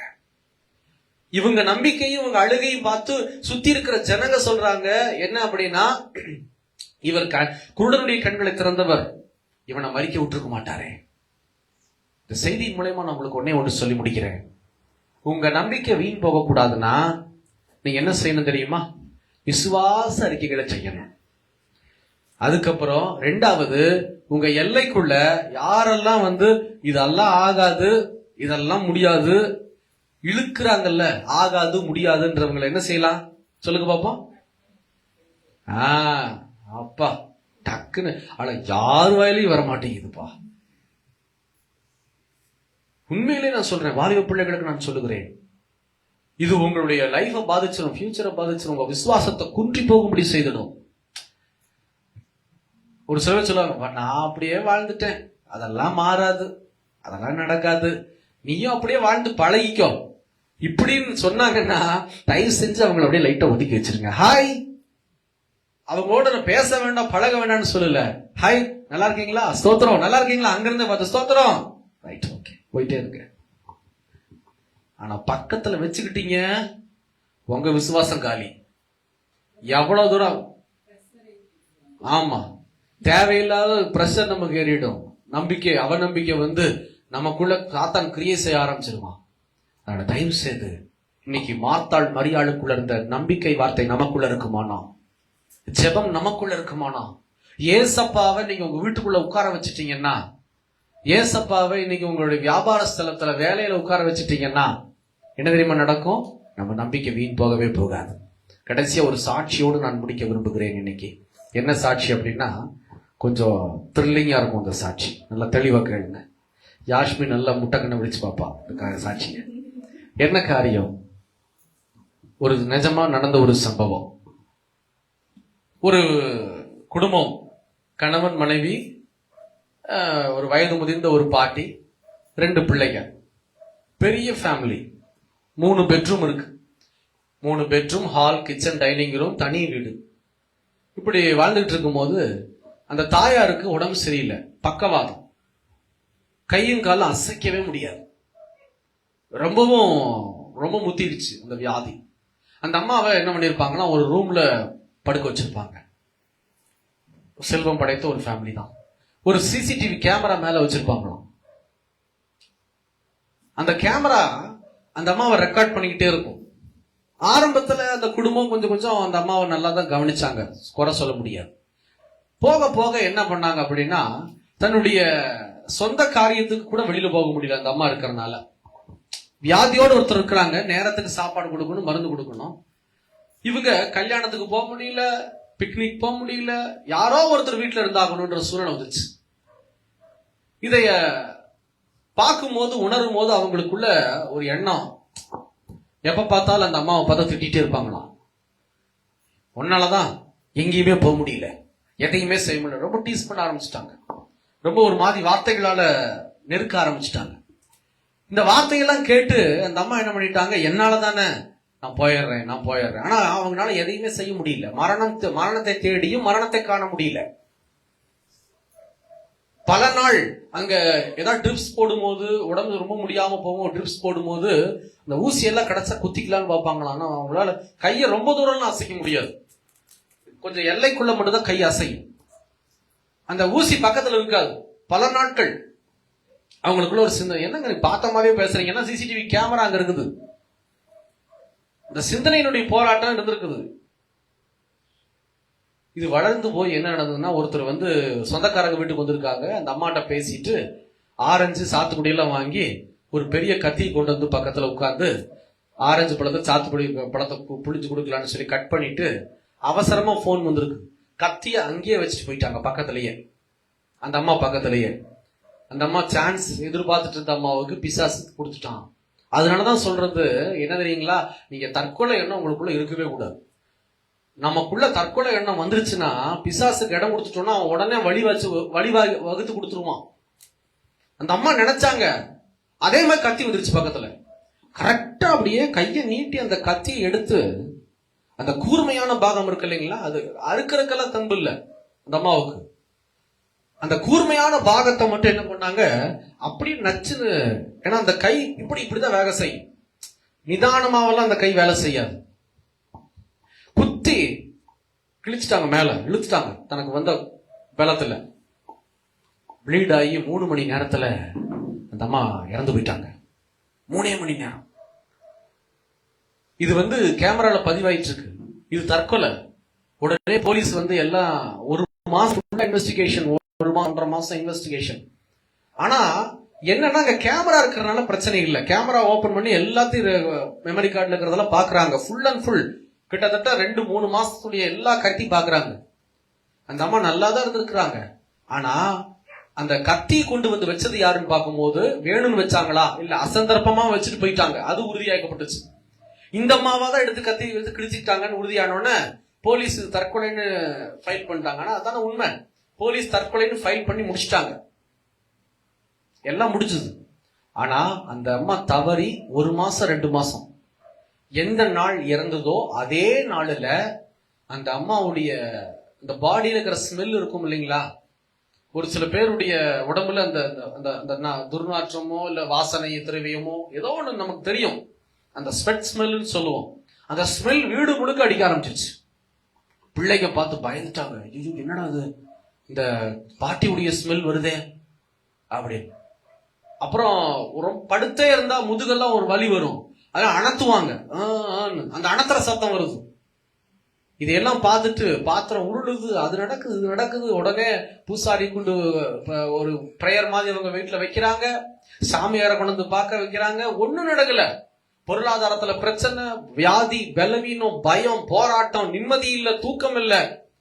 ஒரு 4 மாசம் 5 மாசம் இருந்துட்டு அந்த திடீர்னு சொல்லுவாங்க 6 மாசம் காரியம் எல்லாம். இந்த 6 மாசம் கிட்டத்தட்ட இருந்துட்டு என்ன பண்ணிட்டாங்கன்னா அந்த குடும்பம், இனி இங்க இருந்தா நமக்கு வேலையாகாது, கொஞ்சம் வெளியில இருக்கிறது நல்லதுன்னு சொல்லி பெயிண்ட் எல்லாம் சுத்தமா சூப்பரா வீடு ஃபுல்லா அடிச்சு வாடகைக்கு விட்டுட்டு இவங்க வேற வீட்டுக்கு போயிட்டாங்க. 15,000 ரூபாய் வாடகை, பெரிய வீடு. அந்த வீட்டுக்கு வந்து குடுத்தனம் வந்தாச்சு. வேற ஒருத்தர் வந்து 2 மாசம் அதே வேலை அவங்களுக்கு நடந்திருக்குது. வியாதியே இல்லாம வந்திருக்கிறாங்க. இந்த வீட்டுக்கு வந்தாலும் வியாதி, பலவீனம், பயங்கரமான உச்சத்துக்கு வியாதி டக்குன்னு போயிடுச்சு. சொல்றாங்களா, நம்ம வந்து அதை பார்க்க மாட்டோம், பார்க்க கூடாது. ஆனா ஒரு சில பேர் சொல்லுவாங்கல்ல, இந்த வீட்டுக்கு வந்ததுக்கு அப்புறம் தான் இந்த பிரச்சனை, நல்லா நோட் பண்ணுவாங்க. இதுவரைக்கும் இந்த பிரச்சனையே இல்லைங்க பாப்பா, கவனிக்கணும். இந்த வீட்டுக்கு வந்ததுக்கு அப்புறம் தான் பிரச்சனை. அந்த குடும்பமும் காலி பண்ணிட்டு போயிட்டாங்க. அடுத்து இன்னொரு குடும்பம் வருது. ஒரு 3 மாசம் இருந்தாங்க. பொருளாதாரத்துல பயங்கரமான சிக்கல், பயங்கர லாஸ். அவங்க சொல்றாங்க, இந்த வீட்டுக்கு வந்ததுக்கு அப்புறம் தான் லாஸ் அப்படின்னு சொல்லி அவங்களும் கிளம்பிட்டாங்க. 3வது குடுத்தனம் வருது. அவங்க 1 மாசம் தான் போட்டு காட்டுன்னு காட்டிடுச்சு அவங்கள. இரவும் பகலும் தூங்கவே விடலையா. ஐயோ என்னமோ உள்ள இருக்குது, நாங்க இனி இருக்க முடியாது, நாங்க கிளம்புறோம் அப்படின்னு போயிட்டாங்க. 3 குடுத்தனமும் போனோன்னு அந்த ஊர் பூரா பரவிடுச்சுல்ல. இனி யார் வருவா? 6-7 மாசம் கவனிக்கிறீங்களா? வீடு சும்மாவே இருந்தது. அதுக்கப்புறம் ஒரே ஒரு குடும்பம் வந்தாங்க. கணவன் மனைவி, தாத்தா பாட்டி, 2 பிள்ளைங்க. அவங்க வரும்போது ஊர்ல இருக்கவங்க எல்லாருமே அவங்க பிழப்ப பார்த்து போயிட்டாங்க. அதை பத்தி பேசுறதுக்கெல்லாம் வாய்ப்பு இல்லை, நாள் போயிடுச்சு. இந்த வீடு வாடகைக்கு ரொம்ப நாளா இருக்குது, பெரிய வீடா இருக்குன்னு இவங்க வீட்டுக்கு வந்துட்டாங்க. 15,000 ரூபாய் வாடகைக்கு வந்து நல்லா இருக்கிறாங்க. 1 மாசம் 2 மாசம் ஆச்சு, 6 மாசம் ஆச்சு, 10 மாசம் ஆச்சு, 1.5 வருஷத்துக்கு மேல ஆயிடுச்சு. ஹவுஸ் ஓனர் வராரு திரும்ப. 1.5 வருஷத்துக்கு மேல ஆனோன்னு வந்துட்டு உட்கார்ந்து டீ குடிச்சிட்டு கேக்குறாராம், நல்லா தூங்குறீங்களா எல்லாரும்? ஹல்லேலூயா, ஹல்லேலூயா. நல்லா தூங்குறீங்களா அப்படின்னு. நான் தூங்குறேங்க. இங்க வந்தோன்னே உங்களுக்கு எதுவும் பினான்ஸா உங்களுக்கு பிரச்சனை எதுவும் வரலையே? இந்த வீட்டுக்கு வந்தோன்னே இல்லையே, அதெல்லாம் இல்லையே. ஏதாவது வியாதி யாருக்காவது இந்த வீட்டுக்கு வந்ததுக்கு அப்புறம் வந்துச்சுங்களா அப்படின்னு. எல்லாம் மூஞ்சி பார்த்து, என்னங்க இப்படி கேக்குறீங்க? அதெல்லாம் இல்லைங்க, நாங்க நல்லா தான் இருக்கிறோம். ஏதாவது சத்தம் வருதா? ஓம்பல் சத்தம், அழுக சத்தம், ஏதாவது நாத்தம் அடிக்குதா? எதுவுமே இல்லைங்க, நல்லா தாங்க இருக்கிறோம். அப்புறம் தான் ஹவுஸ் ஓனர் சொல்றாரா, இல்லைங்க எங்க அம்மா வந்து அந்த சென்டர் ரூம்ல தான், பிள்ளைங்க தங்கி இருக்கு ரூம், சென்டர் ரூம்ல தான் இந்த மூலையில படுக்க வச்சிருப்போம் பெட் போட்டு. அவங்க வந்து கொஞ்சம் முடியாம இருந்தாங்க, தற்கொலை பண்ணிக்கிட்டாங்க. அதனால நாங்களும் ஒரு 3-6 மாசம் இருந்தோம். எங்க அம்மாவுடைய தொந்தரவு பயங்கரமா இருந்தது. எந்த பூசாரி கொண்டு வந்தும் வேலையாகல. ஹல்லேலூயா. எதுவுமே வேலையாகல. அடுத்தது நாங்க வெளியில போய் 2-3 பேர் எடுத்துட்டாங்க உங்களுக்கு முன்னாடி. அவங்கனால 1 மாசம் 2 மாசத்துக்கு மேல இருக்கவே முடியல, கிளம்பிட்டாங்க. ஆனா நீங்க மட்டும்தாங்க 1.5 வருஷத்துக்கு மேல இருந்திருக்கிறீங்க. எனக்கு அதனாலதான் டவுட், நீங்க பெரிய மந்திரவாதியா இருப்பீங்களோ? நீங்க எப்படிங்க? அவங்களுக்கு பொறுத்த வரைக்கும் இயேசு ஒரு மந்திரவாதி. ஹல்லேலூயா. அவங்க கிறிஸ்தவ ஃபேமிலி, குடியிருக்கிறவங்க கிறிஸ்தவ ஃபேமிலி. உங்க இயேசு பெரிய மந்திரவாதிங்க. நீங்க இறைவனை வரங்கறனால அந்த மந்திரவாதி பயங்கரமா செயல்படுத்துறாருன்னு நினைக்கிறேன். என்னதான் வச்சிருக்கிறீங்க வீட்டுல? அதாவது தகுடு, நாங்க அதெல்லாம் வைப்போம் பிரச்சனை வரக்கூடாதுன்னு. நீங்க என்ன வச்சிருக்கிறீங்க அப்படின்னு அவங்க சொன்னாங்களா? நாங்க எதையுமே வைக்கல, வார்த்தையை வைத்திருக்கிறோம். கவனிக்கிறீங்களா பிரியமானவர்களே? அவங்க சொன்னாங்களா, என் தேவன் உயிரோடு கூட இருக்கிறார், நாங்க தினமும் ஜெபிப்போம். அந்நிய பாஷையில எல்லாம் இல்ல. அவங்க சிஎஸ்ஐ கிறிஸ்தவங்க, பெந்தகோஸ்தே கிறிஸ்தவங்க கிடையாது. அவங்க சிஎஸ்ஐ சபையை சேர்ந்த கிறிஸ்தவங்க.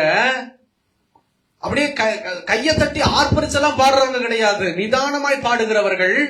ஆனா இயேசுவின் நாமத்தை உயர்த்துறவங்க. அவங்க சொன்னாங்களா, காலையில நாங்க ஜெபிப்போம் தனிப்பட்ட முறையில. ஒவ்வொருத்தருக்கும் ஒவ்வொரு ரூம் இருக்குது. பெரியவங்க எங்க அப்பா அம்மாவுக்கு ஒரு ரூம், எனக்கும் என் மனைவிக்கு ஒரு ரூம், என் பிள்ளைகளுக்கு ஒரு ரூம். எந்திரிச்ச உடனே நாங்க பிரஷ் பண்ணிட்டு ஒவ்வொருத்தரும் அவங்க ரூம்ல உட்கார்ந்து ஜெபம் பண்ணுவோம். வேதத்தை வாசிச்சு தான் நாங்க வேலைக்கு கிளம்புவோம், ஸ்கூலுக்கு கிளம்புவோம், வீட்டு வேலையை ஆரம்பிப்போம். மதிய நேரம் நாங்க ஆபீஸ் போயிருவோம், பிள்ளைங்க ஸ்கூலுக்கு போயிருங்க. பெரியவங்க என்ன பண்ணுவாங்கன்னா உட்கார்ந்து பைபிள் வாசி ஜெபம் பண்ணி ஸ்தோத்திர பலிகள் போட்டிருப்பாங்க. நைட் என்ன பண்ணுவோம்? குடும்ப ஜெபம் பண்ணுவோம். மாதத்துல ஒரு நாள் ஞாயிற்றுக்கிழமை சபைக்கு போயிட்டு வந்துட்டு உபவாசம் பண்ணி ஆண்டவருடைய நாமத்தை பயன்படுத்துவோம்.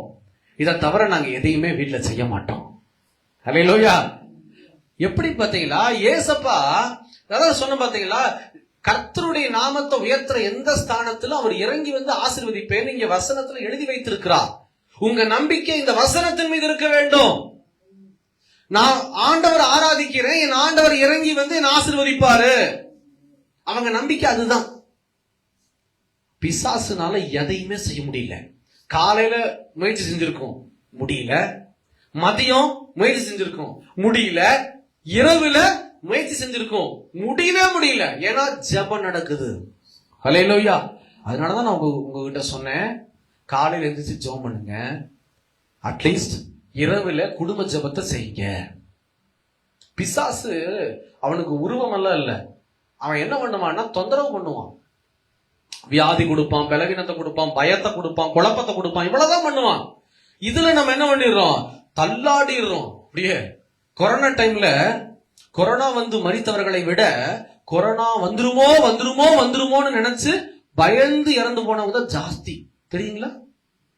அப்ப அந்த பயம் உள்ளுக்குள்ள வரக்கூடாது. மரண பயம் உள்ளுக்குள்ள வரக்கூடாது. அடுத்த நாளை குறிச்சு பயம் உங்களுக்குள்ள வரக்கூடாது. உங்களுக்குள்ள ஒரு நம்பிக்கை இருக்கணும். இயேசு இங்க இருந்தா என் வீடு நல்லா இருக்கும், அதனால வந்துருங்க ஆண்டவரே. ஹல்லேலூயா. புரியுதுங்களா? புரியுதா? ஏசப்பா உங்க வீட்டுக்கு வர வைங்க. நான் அதை தான் நான் நிமிஷிக்க சொல்றேன். கேட்கறியா கேட்கலையா எனக்கு தெரியல. ரியாக்ஷனே காட்டாம உட்கார்ந்து இருக்கிறேன். உங்க வீட்டுக்கு வர வச்சிருங்க தயவு செஞ்சு ஏசப்பாவை. நீங்க ஜெபிச்சா ஆண்டவர் வருவார். காசை கொடுத்தாலும் ஆண்டவர் வர மாட்டாரு. மத்த எது செஞ்சாலும் வர மாட்டாரு ஆண்டவர். நீங்க முழங்கால் போட்டு ஏசப்பான்னு கூப்பிட்டு பாருங்க, பாட்டு பாடி பாருங்க, ஏசப்பா உங்க வீட்டுக்குள்ள வந்துருவாரு. உங்க வீட்டுக்குள்ள வந்துட்டா தேவனுக்கு பிடிக்காத எந்த ஒரு காரியமும் உங்க எல்லைக்குள்ளே வர முடியாது. தினமும் ஜெபிக்கணும். சொல்லிட்டாருன்னு சொல்லிட்டு ஒரு நாள் 2 நாள் 10 நாள் ஜெபிக்கிற அந்த பழக்கம் இல்ல. தினமும் நீங்க ஜெபிக்கணும். இந்த வீடு ஒரு ரிவார்டு வாங்குச்சு இந்த குடும்பம். அந்த ஹவுஸ் ஓனர் எல்லாத்தையும் கேட்டுட்டு சொன்னாராம், உங்க இறைவன் உண்மை உள்ள ஒரு இறைவன். பரவாயில்ல, ரொம்ப சந்தோஷமா இருக்கு, நீங்க சமாதானமா இருங்க, போயிட்டு 2 நாள் கழிச்சு அந்த ஹவுஸ் ஓனர் போன் பண்ணிருக்கிறாரு. மறுபடியும் அவர் போனை பார்த்தோன்னே, என்ன மறுபடியும் போன் பண்றாரு இவரு? அவர் சொன்னாராம், வீட்டுக்கு காலி பண்ண சொல்லிடுவாங்களோ அப்படின்னு இவங்க நினைச்சிருப்பாங்க. ஆனா அவர் சொன்னாராம், நாங்க இங்க இருந்து எங்களால வாழ முடியல, மத்த 3 குடும்பத்தை வச்சும் வாழ முடியல. அப்படி ஒரு வீடு இருந்ததுன்னு என்ன ஆகுங்க, சேல் கூட பண்ண முடியாது தெரியுமா? பேய் வீடுன்னு ஒரு முத்திரை குத்திடுவாங்க. அப்புறம் 10 அதாவது 50 லட்சம் வீட்டை 10 லட்சத்துக்கும் 5 லட்சத்துக்கு கொடுக்கறதுக்கு வாய்ப்பு போயிடும். இன்னைக்கு நிறைய வீடு அப்படி இருக்குது. எங்க தெருவுல ஒரு வீடு இருக்குது. அல்லேலூயா. அப்போ அந்த மாதிரி ஆயிருவோன்னு பயந்தோம். ஆனா இன்னைக்கு நீங்க அதை மாத்திட்டீங்க. அதனால நாங்க உங்களுக்கு ஒரு சின்ன கிஃப்ட் கொடுக்கலான்னு இருக்கிறோம். என்ன தெரியுமா? நீங்க எத்தனை நாள் வேணா நீங்க இருந்துக்குங்க இந்த வீட்டுல. இனி 15,000 ரூபாய் வாடகை வேண்டாம், 5,000 ரூபாய் வாடகை போதும். அல்லேலூயா. 15,000 ரூபாய் வாடகை வேண்டாம், அவ்வளோ பெரிய வீடு, 5,000 ரூபாய் கொடுத்தா போதும். எவ்வளவு நாள் வேணாலும் இருந்துக்குங்க. நீங்களா போகும்போது அடுத்தது நாங்க வந்துக்கிறோம். ஏன்னா நீங்க இங்க இருக்கிறது எங்களுக்கு ஆசீர்வாதமா இருக்கிறது. இந்த ஒரு வார்த்தையை ஒரு கிறிஸ்தவன் சம்பாதிக்க வேண்டும். எங்க வீட்டுக்குள்ள நீங்க வர்றது எங்களுக்கு ஆசீர்வாதமா இருக்குதியா? ஏதோ சிஸ்டர் நீங்க எங்க வீட்டுக்குள்ள உட்கார்ந்து பேசும்போது எங்களுக்கு ஏதோ ஒரு சமாதானம் இருக்குது. அவங்க சொல்லணும், நின்சி உங்ககிட்ட பேசும்போது என்னன்னு தெரியல, நீ வார்த்தையை அப்பப்போ இந்த வசனத்தை சொல்றதுனால எனக்கு ஒரு பயம் நீங்கி பலன் வருது சொல்லணும். இந்த மாதிரி உங்க நண்பரிடத்திலிருந்து நீங்க சம்பாதிக்கணும். இயேசு அதுதான் கேட்கிறாரு, வேற எதையும் கேட்கல உங்ககிட்ட என்கிட்டயும். நீங்கள் வாய் திறந்து பேசுவதனால உங்களை சுத்தி இருக்கிறவர்கள் சமாதானம் அடைகிறார்களா? இன்னைக்கு நான் வாய் திறந்து பேசுறதுனால நீங்க உற்சாகம் அடைகிறீங்க, சந்தோஷமா இருக்கிறீங்க, உங்க பயம் நீங்குது, கலக்கம் நீங்குது. இது கிருபை நிறைஞ்ச வார்த்தையை பரிசுத்த ஆவியானவர் என்னை மறைத்து உங்களிடத்துல பேசுகிறார். இதை போல நீங்கள் பேச வேண்டும். நான் ஒரு மேடை போட்டு ஒரு கேமரா முன்னாடி ஸ்டேஜ்ல, இது என்னுடைய அழைப்பு. ஆனா உங்களுக்கு ஒரு அழைப்பு இருக்கு. பக்கத்து வீட்டுக்காரங்க சோர்ந்து போகும்போது அங்க போய் உட்கார்ந்து அழுகிறதுக்கு உங்களை ஆண்டவர் கொண்டு போகவில்லை. அவங்களோட சேர்ந்து அப்படியே நிக்க உங்களை கூட்டிட்டு போகல, வார்த்தையை சொல்ல கூட்டிட்டு போகிறாரு. பயப்படாத, நான் உனக்காக ஜெபம் பண்ணிக்கிறேன். சிம்பிளான ஒரு வார்த்தை. உங்க ஃப்ரெண்ட்ஸ் சோர்ந்து போகும்போது நீ சொல்றீங்களா வாய் திறந்து? கலங்காத, உனக்குன்னு இருக்கிற வேலை உனக்கு கிடைக்கும். 3rd இயர் கம்ப்ளீட் பண்ணும்போது அந்த பயமே வரும். 1st இயர் 2nd இயர்ல தெரியாது, 3rd இயர் கம்ப்ளீட் பண்ணும்போது தான் ஆஹா என்ன வருமா ஏது வருமா. சொல்லுங்க, உனக்கு என்ன இறைவன் குறித்திருக்கிறாரோ, இயேசு கூட சொல்ல வேண்டாம், இறைவன் குறித்திருக்கிறாரோ அது உன் வாழ்க்கையில் நடக்கும். உனக்காக நான் பிரேயர் பண்ணிக்கிறேன்னு முடிச்சிருங்க. உங்க நம்பிக்கை அந்த வார்த்தையின் மேல இருக்கணும். இன்னைக்கு மார்த்தாளுடைய மரியாளுடைய நம்பிக்கை எங்க இருந்ததுன்னா, ஆண்டவரே நீங்க இங்க இருந்திருந்தா என் சகோதரன் மரித்திருக்க மாட்டான். மார்த்தாள் சொல்றாங்க, இப்பவும் கேட்டு போகல, நீங்க எதை கேட்பீர்களோ அதை உம்முடைய பிதா உங்களுக்கு கொடுப்பார் என்பதை நான் அறிந்திருக்கிறேன். இந்த வார்த்தை ஆண்டவரை கலக்கிருச்சு. மரியாள் சொல்லும் போது கூட இருக்கவங்க அழுகும் போது, மரியாள் அப்படியே அழுது புலம்பும் போது, புலம்ப கூட அழுது கலங்கும் போது, புலம்புல தேவப்பிள்ளை கலங்கினா, அந்த அழுகையும் கலக்கத்தையும் பார்த்தோன்னா இயேசு கலங்கி, வேதத்துல வசனத்துல இந்த இடத்துல மட்டும் தாங்க, இதோ கெத்சமனே தோட்டத்துக்கு முன்னாடியே இயேசு கண்ணீர் வடித்தார்னு எழுதி இருக்குது. அல்லேலூயா. நம் இயேசு சாதாரணமானவர்கள, நீங்க கண்ணீர் வடிச்சா அவர் கலங்கி போய் கண்ணீர் வடிப்பார். அல்லேலூயா. இன்னைக்கு மனுஷங்கள்லாம் கல் இருதயத்தை போல மாறிடுவாங்க. பிள்ளைகள்லாம் கூட கல்லா மாறிடுவாங்க. நீ அழுதுகிட்டே தான் இருப்ப, அழுதுகிட்டே இருமா, போயிருவாங்க. ஆனா இயேசு என்ன தெரியுமா செய்வாரு? கலங்கின இருதயத்தோடு கூட உங்களை பார்த்து கண்ணீர் வடித்து, கண்ணீர் வடிப்பது மாத்திரமல்ல, உங்களுக்கு என்ன தேவையோ அந்த காரியங்களை அவர் முன்னின்று சந்தித்து, இதோ பூட்டப்பட்டிருக்கிற கதவுகளை திறந்து, பலவீனங்களை கர்த்தர் மாற்றி, வியாதியை விலக்கி, குழப்பத்தை தேவ சமூகத்திலிருந்து விலக்கி, உங்க கண்ணீரை தொடச்சு உங்களுக்கு எது நன்மையோ அதை மாத்திரமே என் தேவன் தர அவர் மாத்திரமே வல்லவராயிருக்கிறார். வேற எந்த மனுஷனாலையும் முடியாது. எனக்கு சொல்ல முடியும், யார் வந்தாலும் நான் சொல்லுவேன். ஏன்னா மரிச்சு போக இருந்த என்னைய ஆண்டவராகி இயேசு என்னை சந்தித்தார். என் அப்பா சந்திக்கல, என் அம்மா சந்திக்கல, பெரியம்மா சந்திக்கல, என் நண்பர்கள் சந்திக்கல. ஆனா நான் எந்த இயேசுவை நான் வெறுத்தேனோ, எந்த இயேசுவை நான் அறிந்து கொள்ளலையோ, அவர் என்னை வந்து சந்தித்தபடியினால் என்னால சொல்ல முடியும், உங்களை சந்திக்க என் இயேசுவால முடியும், என் அப்பானால முடியும். என்னை சந்தித்தவர் உங்களை சந்திப்பார். இதுக்கு தேவை ஜெபம். ஜெபிக்கல அப்படின்னா அவர் சந்திக்க மாட்டார். நீங்க ஜெபிக்கலன்னா நோ யூஸ். எந்த ப்ராப்பர்சி எங்க ஊழியக்காரங்க கிட்ட போய் நின்னாலும் சிம்பிளா ஒரே ஒரு சொல்யூஷன், நீங்கள் ஜெபித்தால் தான். இன்னைக்கு நிறைய ஊழியக்காரங்க இந்த வார்த்தையை சொல்றாங்க. ஒரு சில பேர் இந்த வார்த்தையை சொல்லாம சுயநலத்துக்காக பில்லி சுனியம் அது இருக்கு இது இருக்குங்கிறாங்க. எது இருந்தாலும் தேவ பிள்ளைகளுக்கிட்ட நெருங்கவே முடியாது. அதுதான் நான் சொல்றேன். அவங்க தன்னுடைய சுயத்துக்காக, பிழைப்புக்காக, இதோ அங்க இருக்கு பில்லி சுனியம், இங்க இருக்கு பில்லி சுனியம், இருக்குன்னு தெரியுதுல வந்து எடுக்க வேண்டியதானே, வந்து எடுக்கவும் மாட்டாங்க. ஒரு சில டாக்டர் செய்யற மாதிரி இன்னைக்கு போய் நாளைக்கு வான்ற மாதிரி செய்ய வேண்டியதை செய்யாம சுத்தி விளைச்சு 6 மாசம் 8 மாசம் எப்பா இந்த மாதிரி இருக்கிற நபர்களிடத்துல நீங்க சிக்க கூடாது. அதுக்கு தேவைதான் நான் சொல்லி கொடுக்குற சிம்பிளான சொல்யூஷன். உங்க வீட்டுல என்ன இருந்தாலும் சரி, என்ன நடந்தாலும் சரி, நீங்க முழங்கால் போட்டு ஏசப்பான்னு கூப்பிட்டீங்கன்னா அவர் வந்து உங்களுக்கு எல்லாத்தையும் மாத்திடுவார். வேற யாரும் வர வேண்டாம். இயேசு ரட்சகராகி இயேசு, நசரேயனாக இயேசு அதை சொல்றாரு, நிச்சயமாகவே முடிவு உண்டு, உன் நம்பிக்கை வீண் போகாது. இந்த மாசம் ஆண்டு உங்களை பார்த்து சொல்றாரு, மாத்தாள் மரியாதை இடத்துல இருக்கிற உனக்கு நம்பிக்கை உனக்கு இருக்குமானா, உன்னுடைய வேலை ஸ்தலத்துல ஒரு முடிவு உண்டு, உன் நம்பிக்கை வீண் போகாது. உன்னுடைய படிப்பில ஒரு முடிவு உண்டு, உன் நம்பிக்கை வீண் போகாது. உன் வியாபாரத்துல ஒரு முடிவு உண்டு, உன் நம்பிக்கை வீண் போகாது. உன் குடும்பத்துல ஆசீர்வாதத்துக்கு ஒரு முடிவு இருக்கு, உன் நம்பிக்கை வீண் போகாது. ஆனா எதையுமே செய்யாம எதையுமே வந்து பெற்றுக்கொள்ள முடியாது. புரிஞ்சுதுங்களா? புரிஞ்சுதா? ஜெபிக்கலாமா? அப்படியே தலைகளை தாழ்த்தி தேவ சமூகத்தில் தலைகளை தாழ்த்தி ஒரு நிமிஷம் ஆண்டவரை நோக்கி, இன்னைக்கு பரிசுத்த ஆவியானவர் இவ்வளவாய் பேசியிருக்கிறார். நிச்சயமாகவே முடிவு உண்டு, உன் நம்பிக்கை வீண் போகாது. நிச்சயமாகவே முடிவு உண்டு, உன் நம்பிக்கை வீண் போகாது. எனக்கு பிரியமானவர்களே, உங்க நம்பிக்கை யார் மேல இருக்குது? உங்க நம்பிக்கை எந்த சொரூபத்தின் மேல இருக்குது? நீங்க தூக்கி போட்டுருங்க. அந்த சொரூபத்தை வைக்க வேண்டாம், அந்த புகைப்படங்கள் நமக்கு வேண்டாம். கண்ணாடி எல்லாம் நமக்கு வேண்டாம். கண்ணாடி இருக்கிற இடத்துல இருக்கட்டும், பாத்ரூம்ல இருக்கட்டும், பெட்ரூம்ல இருக்கட்டும். ஆனா இதுக்கெல்லாம் நம்ம தேவ பிள்ளைகள் வைக்க கூடாது. எடுத்துட்டு அந்த இடத்துல நல்ல வசனத்தை வாங்கி வைங்க. என்ன வசனம் பிடிக்குமோ அந்த வசனத்தை ஒரு சார்ட்ல அழகா நீங்களே டிசைன் பண்ணி எழுதி அதை ஒரு ஃப்ரேம் போட்டு எழுதி வச்சு பாருங்க. அந்த வசனம் கிரியை செய்யும். ஆண்டவர் சொல்றார், நான் வார்த்தையா இருக்கிறேன், நான் வார்த்தையா இருக்கிறேன். உங்க சூழ்நிலை மாறணும்னா உங்க வாயின் வார்த்தைகள் சரியா இருக்கணுங்க. ஓ, இந்த பெத்தானியா ஊருக்கு இயேசு 4 நாள் கழிச்சு எல்லாம் முடிஞ்சு போச்சு. லாசருவை அடக்கம் பண்ணிட்டு எல்லாம் முடிஞ்சு போச்சு. லாசருவை எல்லாம் அடக்கம் பண்ணிட்டு போயிட்டாங்க. 4 நாள் ஆயிட்டு அந்த பிணம் நாற்றம் எடுக்க ஆரம்பித்திருக்கும். எல்லாம் முடிஞ்சிருச்சுன்னு நினைச்சாங்க.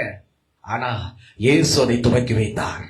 அவங்க சொன்னாங்க, இயேசுவே, நீர் ஒருவேளை என் வீட்டுக்குள்ள இருந்திருப்பீரானால், இதோ எங்க எல்லைக்குள்ள நீங்க இருந்திருப்பீங்கன்னா, இதோ எங்க ஊருக்குள்ள நீங்க இருந்திருப்பீங்கன்னா, கண்டிப்பா ஆண்டவரே என் சகோதரன் மறைச்சிருக்க மாட்டான். எனக்கு பிரியமான சகோதரனே, சகோதரியே, இன்னைக்கு நான் உங்களுக்கு ஒண்ணு சொல்லி முடிக்கிறேன். ஏசப்பாவை உங்க வீட்டுக்குள்ள வர வச்சிருங்க. ஏன்னா இனி வரக்கூடிய காலம் பொல்லாத காலம். வறுமை ஒரு பக்கம், பாவம் ஒரு பக்கம். இந்த ரெண்டும் வந்தா நம்ம தாங்க மாட்டோம். அதுக்கு தேவை, ஏசப்பா என் வீட்டுக்குள்ள வாங்கப்பா, என் வீட்டுல உட்கார்ந்துக்குங்க, என் குடும்பத்துல உட்கார்ந்துக்குங்க, என் இருதயத்துக்குள்ள வந்து ஆண்டவரே ஆளுகை செய்யுங்கன்னு சொல்லி ஒப்பு கொடுக்குறீங்களா? இன்னைக்கு இயேசு அழைக்கிறீங்களா? இன்னைக்கு இந்த இயேசு அழைக்க முடியுமா உங்களால? இன்னைக்கு கூப்பிடுங்க. தாவீதின் குமாரனே இயேசுவே எனக்கு இறங்கும்னு சொல்லி பருத்திமையை கூப்பிட்டது போல எனக்கு பிரியமானவர்களே, தயவு செய்து ஒரு நிமிஷம் டைம் தரேன். கூப்பிடுங்க. இந்த 1ஆம் தேதி கூப்பிட்டுக்குங்க. என்ன கடன் பிரச்சனை இருந்தாலும் கடனை பார்க்காதீங்க. உங்களுக்கு இருக்கிற நெருக்கத்தையும் வியாதியும் பலவீனத்தையும் பயத்தையும் பார்க்காதீங்க. ஒருவேளை செமஸ்டர் ஆரம்பிக்கலாம், எக்ஸாம்ஸ் ஒரு ஃபீவர் இருக்கலாம், எதா இருந்தாலும் சரி, என்னவா இருந்தாலும் சரி, பயப்பட கலங்க ஆண்டவர் பிள்ளை இருக்கவே கூடாது. இன்னைக்கு ஒப்பு கொடுங்க. நீங்க என் கூட இருந்தீங்கன்னா நான் வந்து ஜீரோ இல்ல ஆண்டவரே, நான் ஒரு ஹீரோவா மாற்றுவேன் ஆண்டவரே. என்னால எதையும் சாதிக்க முடியும். என்னை பலப்படுத்துகிற கிறிஸ்துவினால எல்லாவற்றையும் செய்ய எனக்கு பலன் உண்டு. ஆமாண்டவரே, நாங்க விசுவாசிக்கிறோம். நிச்சயமாகவே முடிவு உண்டு. ஒரு நம்பிக்கை வீண் போகாது. இந்த வார்த்தையை நாங்க விசுவாசிக்கிறோம்யா. இந்த மார்ச் மாதம் முதல் நாள் இந்த வார்த்தை, ஆண்டவரே நீர் வார்த்தையாய் இருக்கிற தேவன், எங்க வாழ்க்கையில நாங்க செபித்துட்டு இருக்கிற காரியங்களுக்குல ஆண்டவரே உம்முடைய சமூகத்தில் தெரியப்படுத்தின காரியங்களில ஒரு முடிவை கொடுத்து எங்க நம்பிக்கை வீண் போகாதபடி என் தேவன் செய்வீர். தோ லாசருவை உயிர்ப்பித்தவர் எங்களையும் உயிர்ப்பிப்பீங்கப்பா. மார்த்தாள் மரியாளை ஆசீர்வதித்தவர் எங்களையும் ஆசீர்வதிப்பீர்னு சொல்லி எங்களை தாழ்த்துறோம், அர்ப்பணிக்கிறோம். நாங்க இந்த மாதத்துல ஆண்டவரை வரக்கூடிய நாட்களிலோ நாங்க எவ்வளவேனும் சிறுகணீர் அவ்வளவேனும் பெருகணும். இயேசுவின் நாமத்தில் ஜெபிக்கிறோம் பிதாவே. ஆமென், ஆமென். ஹல்லேலூயா.